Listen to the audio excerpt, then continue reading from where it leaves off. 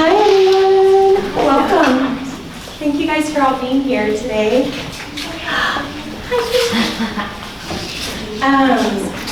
So anyone who doesn't know me, I'm Miranda Bennett. This is my shop and brand here. Miranda Bennett Studio is a line of plant-based dyed women's apparel and lifestyle goods that we manufacture here in Austin. Come on in, you're good. Yeah. So we're just so pleased to welcome everyone here to the shop. This is our third panel in our MBS Talk series, which is something that we began when we opened the doors to the space here last December. It was just really important to me personally, having a shop in the east side of Austin, that we open the doors in the spirit of community and not just commerce, and that we provided a space to discuss a range of topics as diverse as the population of Austin. This panel is also in partnership with Austin Design Week, and this is our first time participating. The theme this year is Make Space, so this felt like a really appropriate theme to galvanize us into joining Austin Design Week, because what we're trying to do here really is to make space for not only our community, but also for a diverse array of makers and artisans, many of whom that we sell here in the store are folks that are based in home workshops and studios and make a lot of one-of-a-kind and hand-wrought goods. So again, thank you all for being here, and also thank you to our panelists for joining us. I'd love to introduce them now. To my right is Zanny Cox of Zanny Adornments. She's a local maker who's an Austin native. And we also are joined by Benita Singh, who is here representing Nest. She flew in all the way from New York to join us. So big round of applause for these two ladies. So to just give y'all a little more context about our panelists here today, Nest is a nonprofit that is building a handworker economy to increase global workforce inclusivity, improve women's well-being beyond factories, and preserve important cultural traditions around the world. Benita joins us from New York, where she's the Chief Programs Officer at Nest. She oversees the execution of the organization's core programs, including artisan capacity building programs, Nest compliance program for homes and small workshops, and artisan sourcing partnerships and special projects. Benita started her career when she co-founded and served as the president of Mercado Global, a fair trade enterprise connecting women artisans in Guatemala to wholesale markets in the US. She went on to serve as the director of marketing for League of Artisans, a program of the American India Foundation connecting artisans across the country to wholesale markets. Building upon her love of textiles, she served as the founder and CEO of Le Soup, the first online platform to connect textile mills and leather tanneries in 17 countries directly to a global community of designers and sourcing specialists. Next, we have Zanny, who will be providing us insight on what it is like to be a maker whose studio is based in her home that she shares with a partner and two sons. Zanny is an Austin native with a line of hand-woven home goods and accessories, which we sell here in the shop. She is an active member of Austin's creative community with her role at Commune, a co-working space on North Loop that creates an opportunity not only for Austin's creatives to have a productive and inspiring place to work, but also offers an incredible array of workshop programming year-round. Most recently, she's co-founded Lady Smiths of ATX, an online community dedicated to empowering and connecting jewelers and makers in Austin. I also feel a really special kinship to Zanny because her weaving practice began after attending our first workshop when we were across the street on Rosewood in 2015. And then when we moved in here, she led our first workshop in weaving. And it's just been really incredible to see how those small seeds have grown into this really beautiful brand. So that's my anecdote there. But our topic tonight is Homespun, recognizing the domestic sphere in manufacturing and design. I wanted to provide us with an opportunity to discuss this both from the personal experience of working from a home-based creative practice and in terms of the global implications of how this work affects economies all across the world. So I'm going to direct my first question to Zanny.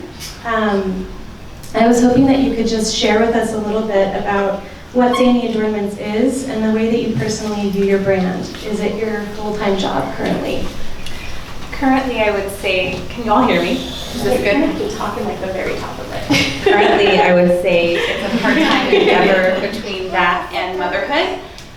But yes, this is how I pretty much make my living, and I view it as adornment for the body and adornment for the home. I started off making jewelry and woven jewelry on a really small scale before taking the weaving class at Miranda Bennett's. I think it was in 2014, but I could be wrong. Yeah, and so from there, I realized I had kind of been weaving all along on a really small scale, and then that just translated to larger textile pieces, a lot of self-teaching and seeking out mentors and more experienced weavers and textile artists all over the globe. But yes, I view it as my passion, my job, even though I love it so much, and yes. Just in terms of working from home and having two sons, having a partner, how did you initially carve that space out for yourself, and has maintaining that been challenging as your family grows? Initially, my children were really young when I started this weaving endeavor, and honestly, it was a lot of late nights, carving out that time after I put the kids to sleep, or early mornings, or squeezing in a bit of work during nap time. As they've gotten older, it has gotten a bit more easy, and now that they're in school, I kind of make that the time for me to work, whether it's meetings, private lessons, or projects and commissions. And then, I'm a mom first, so when the kids are home, I try to be 100% present for them. Yeah. Lydia, I see you nodding your head. You're also a mother of two. Do you feel similarly in how you kind of created that work-life balance? Yes, I think that, and as you mentioned, in terms of the mission of NAST to promote workforce inclusivity, women's well-being beyond factories, and preserving cultural traditions, all three of those are in many ways tied to the ability for women to work from home. As far as global workforce inclusivity, it's about finding the workers that are contributing to what we wear, what we buy for our homes, and acknowledging that in the design industry, anywhere between 20 to 60% of that is happening in settings outside of the factory, which traditionally means the home. If you look at the second pillar of women's well-being beyond factories, we've actually found at NAST that in communities in India, for example, as many as 70% of women say that they actually don't feel safe traveling to a factory to engage in a more traditional setting. And then, of course, if you look at our third pillar of preserving cultural traditions, it's the cultural traditions are more often preserved in a home-based work setting than they are in a factory that's producing commodities.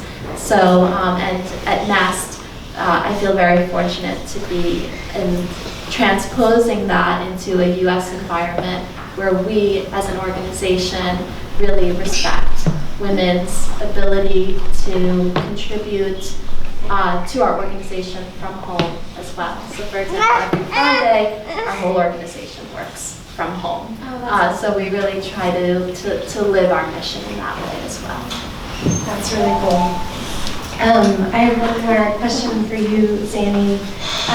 Just what is your experience in regards to creating work that is primarily one of a kind then? Like with your weavings, no two are really ever exactly identical. Do you feel like that is an asset or sometimes a liability, just in terms of scaling or in terms of how you sort of present your work to clients and make them sensitive to what has created those conditions to make them all one of a kind? Sometimes I think it's a bit of both. It's an asset because it's a piece of art, it's unique. I can't really reproduce my work in that way. And I've also found those pieces that I can sort of make the same over and over again. For example, like the hat bands we sell in our shop, or the pillows. I consider that more of an asset, and I would say like my tapestries and my woven art, that's more of like a visual element. that's a one-of-a-kind piece. It is sometimes hard to present that to clients, and a lot of the time I just produce the work and I know it will find the right person. And I have been fortunate enough to make those relationships with clients who will buy a piece for me and then, see how awesome and well it's made, and then continue to support me in that way. And also finding shops such as yourself who support people who are making more one-of-a-kind pieces and that are not mass-produced. Denise, my next question is for you. In your extensive career working with artisans across cultures, can you share a bit about what kind of impact the home-based handworker sector has in the global economy? So, as I mentioned earlier, studies have shown that, again, anywhere between 20 to 60% of what's produced for the fashion and home industries globally happens in settings outside of factories. So it's, and that's in many ways both a blessing and a curse, because on the one hand you have production that's happening in home settings, which should theoretically be conducive to women's empowerment and allow women to earn a living wage for their family and to contribute economically. But if you put that on the flip side, it's also an economy that's very unregulated. You have women in home labor settings who don't know how to price their goods, who are producing but not necessarily keeping good time records in terms of how long it's taken them to actually produce that and what the minimum wage is in their country and how they should be pricing it. They're not necessarily maybe even keeping track of how much they spent on the raw materials that go into that. So where we see a great opportunity is if you're able to contribute to the sector in a way that is providing those benefits, is providing that capacity building, and providing that compliance and engaging brands, our partner brands, into that process, we can really achieve something very beautiful that is really leveraging the true potential of home-based labor to truly be a tool for women's empowerment, rather than something that should theoretically be a tool for women's empowerment but might not live up to that potential. I actually want to pause for my pre-written questions, because I think that idea of tracking time, tracking material costs, and also how you establish that value for yourself and then communicate it to the market, that is something I'm sure, Zane, you deal with, and it's something that definitely when you're talking about traversing multiple currencies and communities and cultures, that is like a challenge that I think is probably not just the challenge of that initial tracking, but also the challenge of then conveying to an unknowing buying audience, right? Like, this tapestry actually took 14 hours or 26 hours or however long that was, when you do have the separation that we have now between the making and the consuming. So I think that's just like, I'm curious, Danny, do you track your hours when you're creating a particular piece? I do, and I probably am very much not charging what I should charge, but it's hard, presenting a piece to the public and saying, well, I spent this amount of money on the raw materials. I also source from small farms who, like yarn from small farms, who I believe should be paid well. I'm not just going to like the nearest craft store to buy my goods. I think it's important to support those industries as well. And so, my materials tend to be a bit more expensive, in the beginning anyways. And then, when I factor in my time and then the artistry and the experience it's taken me to, gain this knowledge of this craft, I'm told quite a bit that I should be charging more, but it's hard. It really is hard, especially when most people are so far removed from the actual production of cloth. Mm-hmm. Yeah, and I think it's also, in addition to that education, it's like you also want it to be accessible, mm-hmm. right? So it's kind of that line between knowing the true cost and value of your time, the materials, but also you don't want your goods to be so rarefied, so cost prohibitive that no one beyond like the very wealthy can engage with them and enjoy them. That is like, I think, the constant struggle, right, for most makers. Benita, just going back to some of my other questions for you, I was just curious, in your experience within the sector globally, what do you see in terms of the ratio of men to women? Well, we're definitely, as an organization, focused on our second pillar, which is women's well-being beyond factories.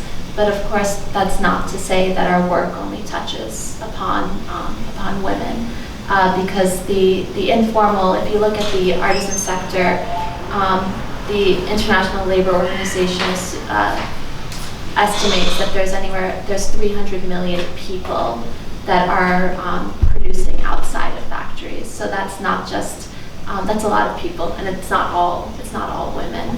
And there are issues at play here that, of course, are related to safety and how women feel more safe working in home labor settings. There are also issues of urbanization and the fact that a lot of craft preservation is happening in rural communities, and to the extent that we can preserve that craft, it's not just about supporting women in those communities, it's about supporting the entire community, and creating an economy, a new hand worker economy, whereby entire families, fathers, mothers, sons, daughters can stay where they are without having to travel to urban areas in search of work.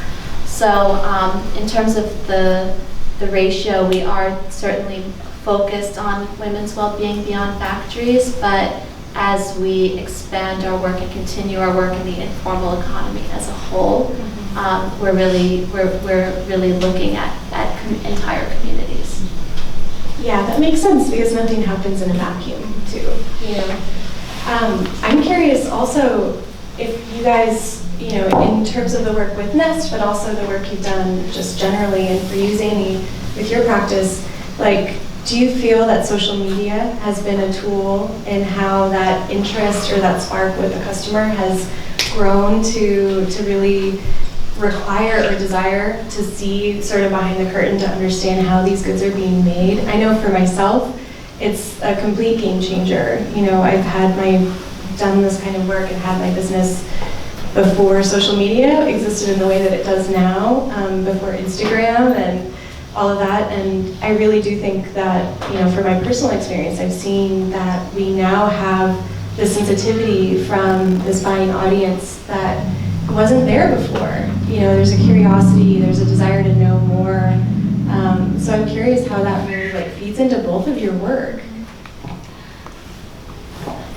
I'll go, I guess. I noticed when I post process videos of me actually weaving and showing the work and the time it takes to, produce a certain piece, people are like, wow, I had no idea, or I'd love to see the process, because it's all mostly done, by machines nowadays. So social media has been a game changer for me. I also believe in getting out and being involved in the community, which is why I teach. I teach in Austin, Houston, Dallas, and then I do retreats, artist retreats. And I have to say that getting that hands-on experience and learning for yourself is, it's so important. So at Nest, one of our major programming components is what we call the Nest Guild, which is over 600 artisan businesses in 50 countries who access Nest Connect, which is an online portal of resources and webinars where we're really trying to bring the market. It's not just about bringing makers to the market, but it's about bringing market to the maker. So just a few weeks ago, for example, we did a webinar with the director of, the head of email marketing at Madewell, who actually did a webinar with our artisan businesses that are in 50 countries, in Uzbekistan and Guatemala and India, and actually shared with them, best practices in email marketing and subject lines and open rates and times that you should be sending your emails. So it's been that's been one of the most interesting parts of our guild, is to bring those learnings to makers and artisan businesses around the world, because when you look at the retail landscape, of course, we're all talking about direct to consumer in the US, but to the extent that that can translate on a global level is really exciting to us at Nest. And we actually saw some of our artisan businesses pretty immediately translate those learnings, and sometimes not perfect English, but the urgent subject lines came out. And it's great, but that's one of, in terms of how we can be using social media to not only to both tell the story about the process, but also give those tools to the artisan businesses is very empowering, as well as for storytelling. I mean, coming back to the question of costing, if we can use that storytelling to really be educating consumers as well, to know what goes in to what you're buying, it's powerful. Yeah, I agree so much with what you both have said, and I think that is kind of the landscape we find ourselves in now, is even if what drew you to your craft is the love of that craft, or in your case, the love of empowering others, there's so many other hats you have to train yourself to wear, even if it's not your first, reflexive thing is like Gramming about it and all of that stuff. That it really is like, I think sometimes too, it's the lack of access to social media channels or to even just a live internet connection that is what keeps so many talented makers and artisans in this sort of relegated to the sphere where their work can just be discovered by, maybe it's a Westerner that's on, holiday or something that buys up their goods and then will resell them themselves with no discussion of the provenance or no nod to who the actual maker was. So it's exciting to hear that that's such a big part of what Nest is doing, because I think that's really groundbreaking to just bring that tool into the hands of so many others. And my next question for you actually kind of touches on that as well, which is just, Nest's work has really helped to galvanize greater transparency within the global economy by highlighting the supply chain and therefore empowering those creating the goods that we're seeing sold across so many cultural divides.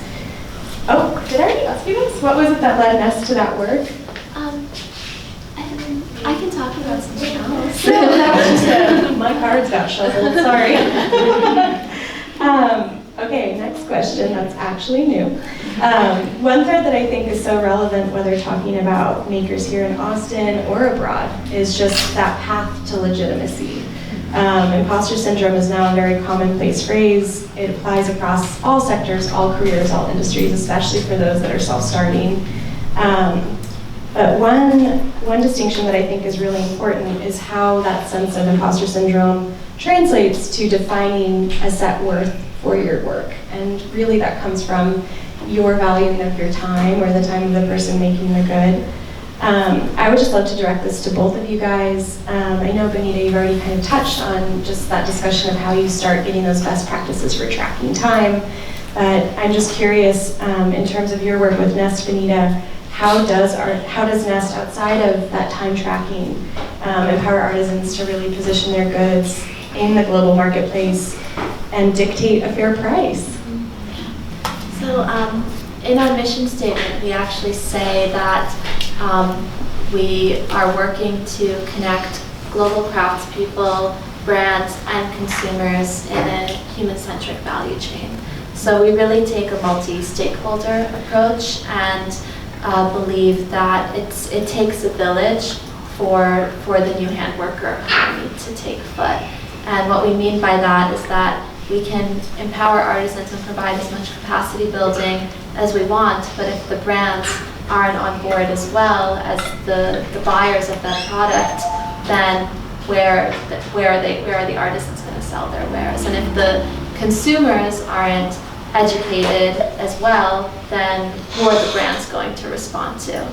So we've really very deliberately, through our programming, made sure to engage each of those stakeholders into the process. So as it relates to consumers, in this past year we launched the Nest Seal, which is the first seal for ethical handcraft, which is now in Pottery Barn Kids, Target, and West Elm, which is sparking a conversation and sparking education as it relates to what is ethical handcraft. All these questions that we're talking about compliance, home labor, time motion studies, child labor is incorporated into that. And then as it relates to the brands, back to your question about market access, they've always played such an essential role in the Nest mission.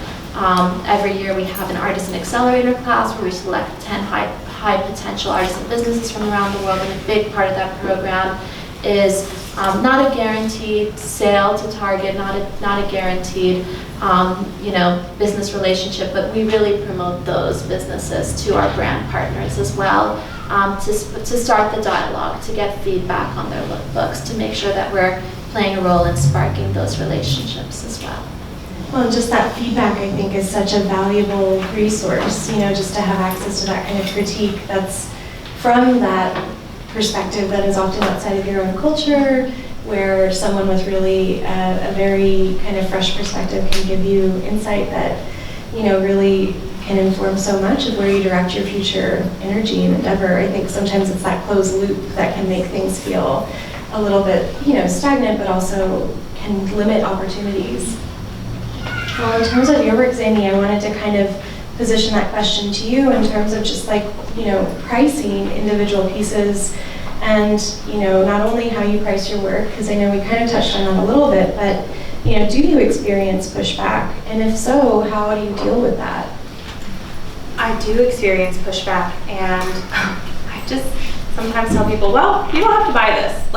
You don't have to, but it's so important what you mentioned, the education, which is one of the reasons I love teaching, and also, the social media aspect, showing the process.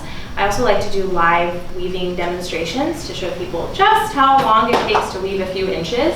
I think it's so important for people to see that in person and then let them experience it as well.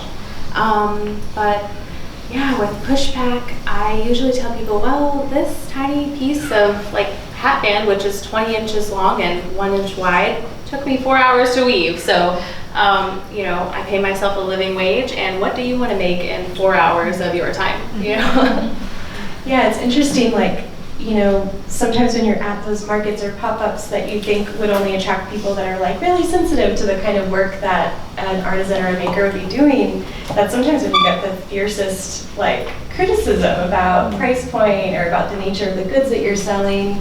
And it's such a funny thing, because I do think sometimes people just forget the humanity of the person on the other side that is not only putting this countless amount of hours and work into this good that they have no guarantee sometimes of selling, but that in addition to that, sometimes the selling process, especially when you're a one-person operation, literally means you putting yourself out there to these customers and not only representing your goods in this very vulnerable way, but then when people haggle with you or when people tell you, I don't understand how you have the nerve to charge this or whatever it is, it's man, that's tough. It's really tough because there is so much vulnerability in the making alone, So I don't think that they should talk to you like that.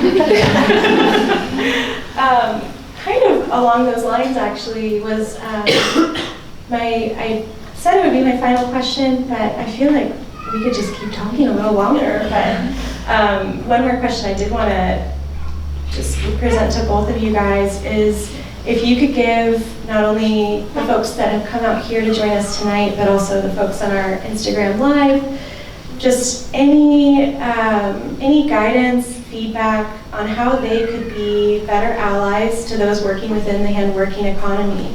How can they honor, support, and just otherwise be there to help legitimize those that are working in this space, whether it's an individual maker, someone that lives very far away whose face they're never going to see. Oh, sure. So one thing you can do to support your maker friend or maybe an artist you admire without spending any money is just sharing their work with others. I do want to just ask one more question before, and then we'll do a little Q&A with you guys. So if you have any questions you'd like to ask either Benita or Zanny, but I'm just curious if you have anything exciting on the horizon for either of your businesses that you would like to share, or just something we didn't get to tonight that you'd like to highlight about what work you're doing. So we talked about, and to the point of putting yourself out there as an individual maker, that's certainly a challenge that we've seen among members of our guild that are based in the US. And understanding that US-based makers have a unique set of challenges that isn't only unique to the fact that they're based in the US as opposed to somewhere else in the world, but also discovering that US-based makers have different challenges based on where they are in the US, prompted us to launch a new program called Makers United, which we're in the early stages of launching here in Austin. We're wrapping up phase 1.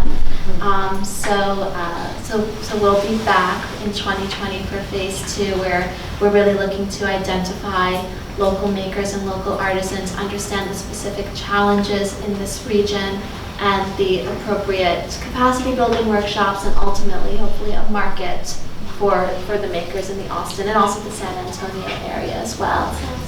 And it's leveraging learnings from a similar program that we did in Birmingham as well. So cool.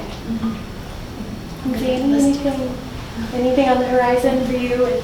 If any of you are familiar with East Austin Studio Tour, I will be showing my work, and I will have a community loom set up. It is free. Come weave with me. I would love for all of you to contribute to the communal tapestry. And yeah. That's great.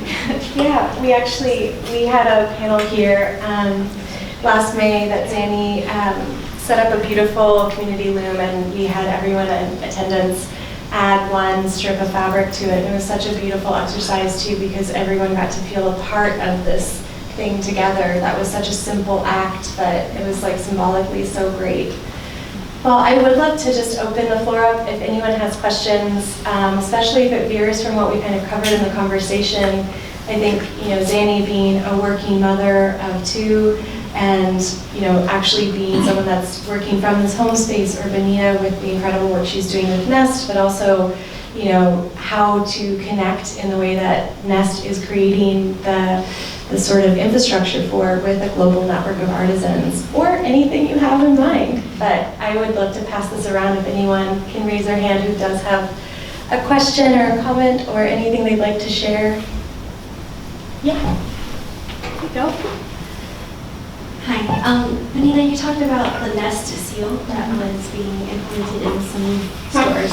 And I was wondering how that came about and how it's different and necessarily different from a fair trade certified seal or other certifications. So the Nest seal for ethical handcraft came from the challenge of how do you validate and verify what's taking place beyond factory settings and home labor settings, and how do you provide a seal for the supply chain that extends beyond the factory. So that's where it came from, again, from this base acknowledgement that so much of handicraft does not happen in a traditional work setting. So the seal, it was unveiled, the standards were unveiled in 2017 at the UN, and it's an extremely rigorous certification process that is both supply chain based as well as product based. So what that means is that the fact that we're partnering with West Elm, Target, Pottery Barn and launching it doesn't mean, of course, that West Elm is seal certified. It means that a very specific product that they're carrying is seal certified, and that it's reevaluated every year as well. And there are a number of different components that go into certifying a specific product, including time motion studies, employee well-being surveys, of course looking at issues of child labor, and we've incorporated standards from other best-in-class certifications as well, including SA 8000, and have really shaped it to fit the home labor setting. Great question. Anybody else? Yeah.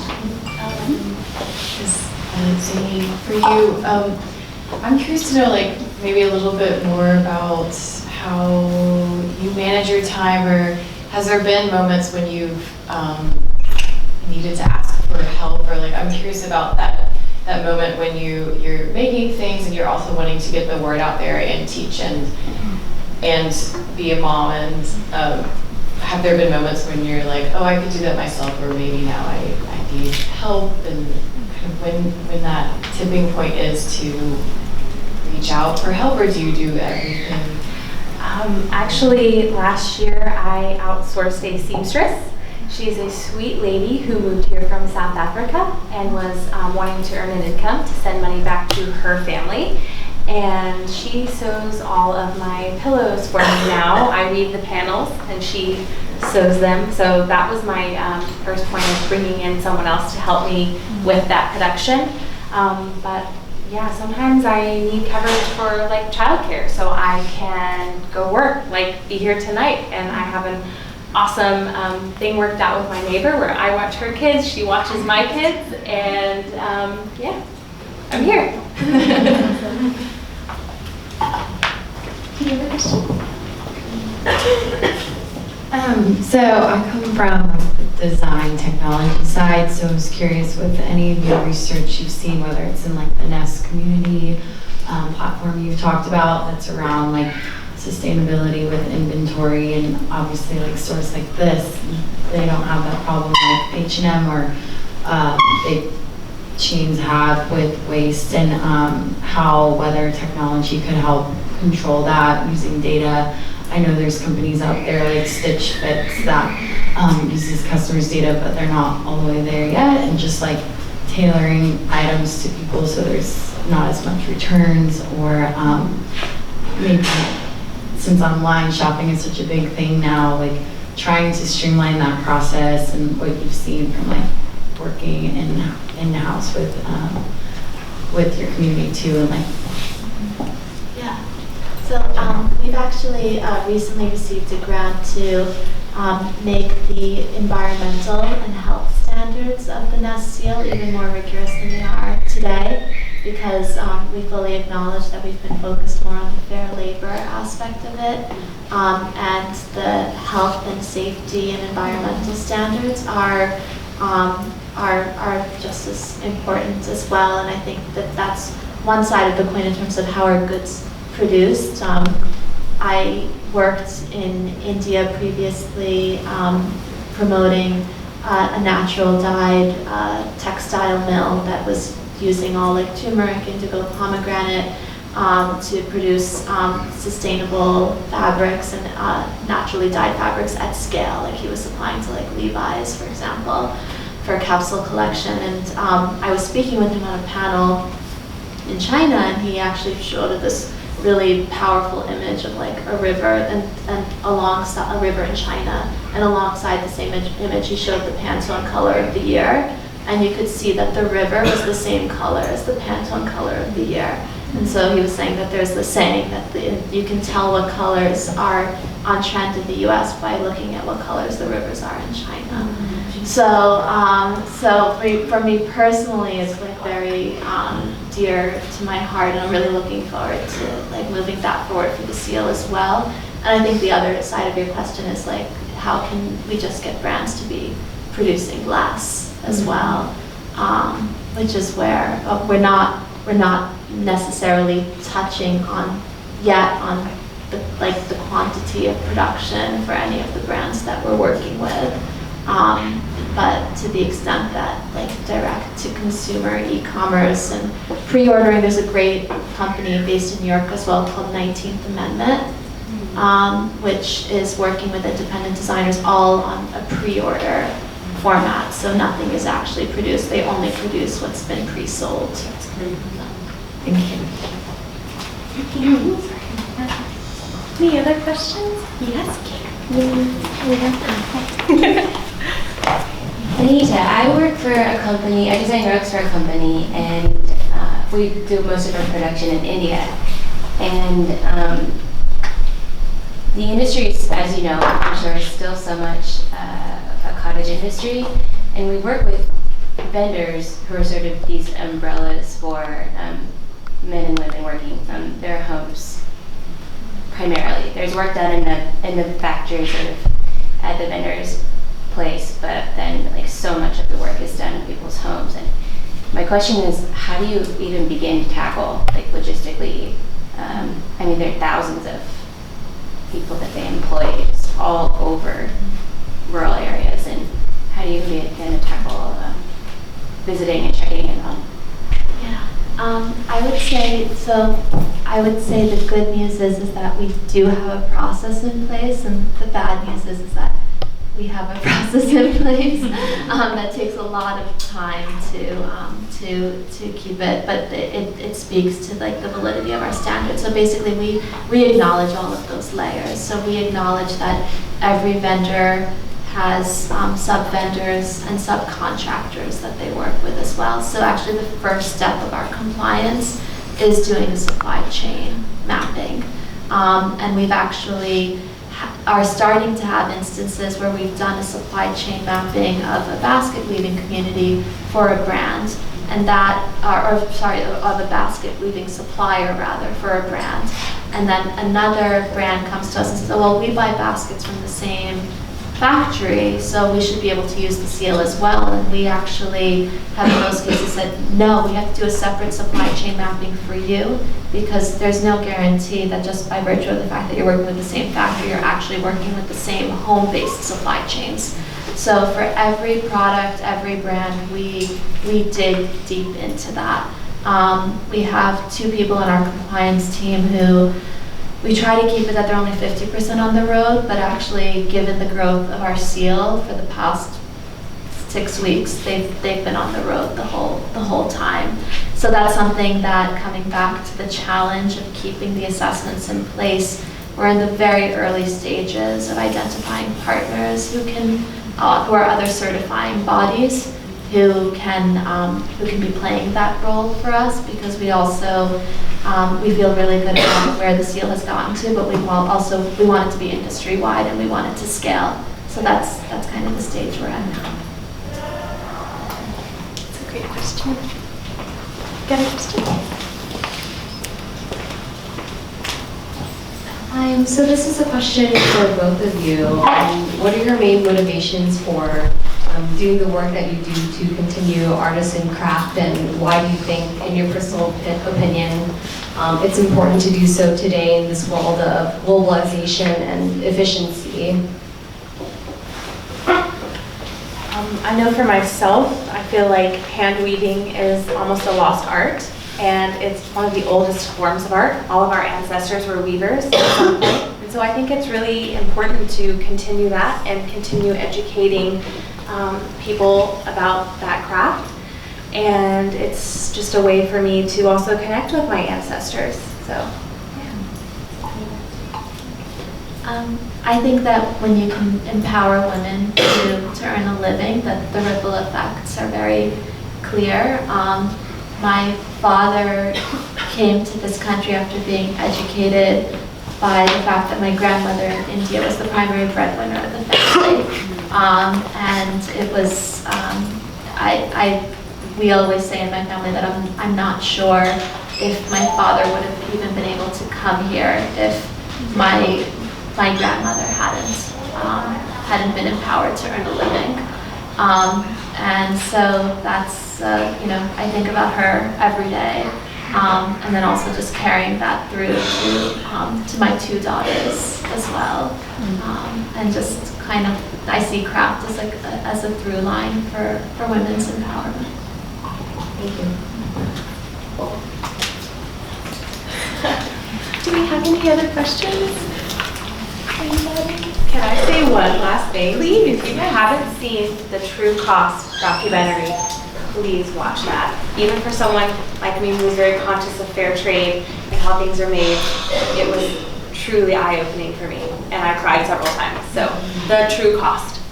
That's such a great call out, and honestly, I think like even Vanita, with what you were saying too about the Pantone color and the river, I mean that really resonates with me, because that is why we plant dye our collection, and a lot of people don't have that, and it's not anyone's fault. It's just that we just don't have this conversation necessarily even going to that extent, and I think it does just occur in layers, and I think it's events like this. It's also just incredible documentaries like the True Cost, but every single decision we make, from the clothes we put on our bodies to the produce that we're purchasing and everything in between, it does have implications that indirectly or passively we're fully engaging in, and that is sort of, unfortunately, the onus that is on the consumer at this point in our culture and civilization, and it is really incredible to have folks that are either making this direct circumvent of that by making in a way that means something to them and comes directly from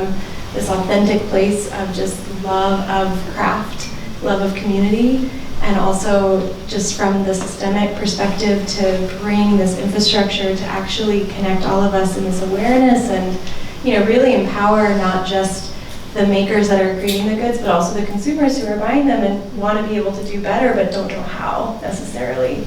So I really thank you guys so much for being here, and I thank all of you so much for being here with us tonight. Thank you.